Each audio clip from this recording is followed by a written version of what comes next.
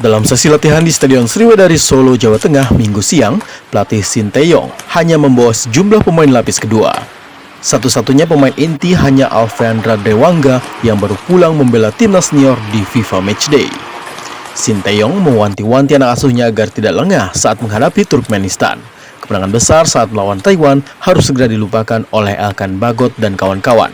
Lini serang Turkmenistan cukup berbahaya, dan secara khusus, Sinteyong menandai pemain Turkmenistan nomor 11.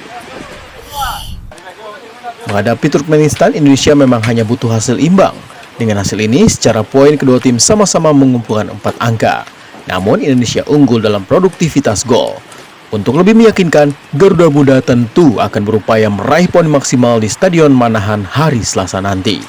Widi Nugroho, Kompas TV, Solo, Jawa Tengah.